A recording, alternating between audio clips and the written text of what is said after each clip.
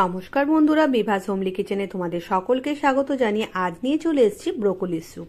শীতে প্রচুর পরিমাণে ব্রোকলি ওঠে, আর এই রকম ব্রোকলি দিয়ে শীতের সন্ধ্যেতে একটা স্যুপ তৈরি করে খেতে কিন্তু দারুণ লাগে, আর খুবই হেলদি। এই স্যুপটা বানানোও কিন্তু খুবই সহজ। এরকম একটা হেলদি আর স্যুপ তৈরি করার জন্য আমি একটা এরকম মিডিয়াম সাইজের ব্রোকলি নিয়েছি।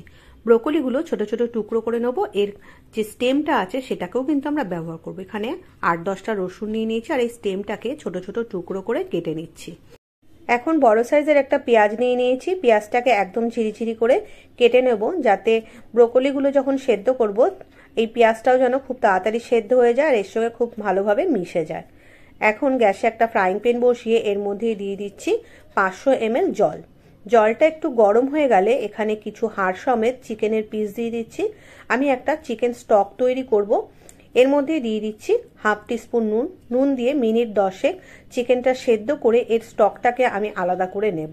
এই চিকেন স্টকটাকে আমি এই স্যুপের মধ্যে ব্যবহার করব। গ্যাসে একটা ফ্রাইং প্যান বসিয়ে এর মধ্যে 2 টেবিল চামচ দিয়ে দিলাম বাটার। এর মধ্যে 7 থেকে 8 কোয়া রসুন দিয়ে দিচ্ছি। রসুনটা একটু বাটারের মধ্যে ভাজা ভাজা করে নিয়ে এর মধ্যে দিয়ে দিচ্ছি পেঁয়াজ কুচি আর রসুনটা বাটারের মধ্যে একটু ভাজা ভাজা করে নিয়ে ব্রোকলিগুলো কেটে ধুয়ে নিয়েছি। এইবার ব্রোকলিগুলো এর মধ্যে দিয়ে পেঁয়াজ আর রসুনের সঙ্গে একটু ভেজে নেব। খুব হালকা আছে এটাকে একটু ভাজবো, যাতে ব্রোকলির কালারটা চেঞ্জ না হয়। এর মধ্যে দিয়ে দিচ্ছি 1 টিস্পুন নুন, 1 টিস্পুনের থেকে একটু কম গোলমরিচ দিয়ে দিলাম। দিয়ে 1 থেকে 1.5 মিনিট একটু ভেজে নিচ্ছি। হালকা আঁচে একটু ভেজে নেওয়ার পরে এর মধ্যে দিয়ে দিচ্ছি 1 বাটি চিকেন স্টক, আরও দিয়ে দিচ্ছি 1 বাটি জল।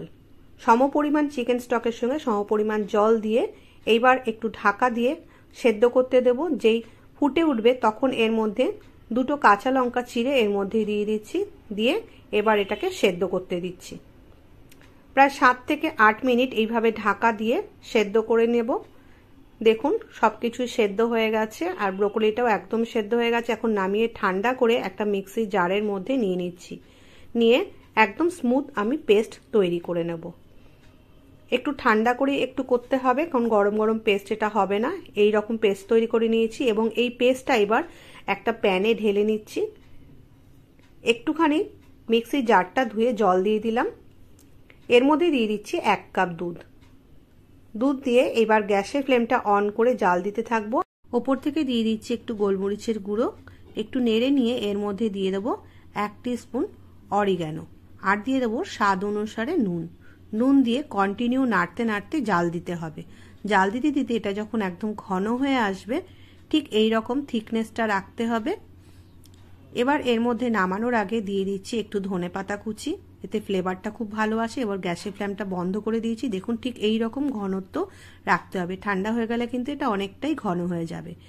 এবার এই রকম গরম গরম স্যুপ আপনারা পরিবেশন করুন, খেতে কিন্তু দারুণ লাগে।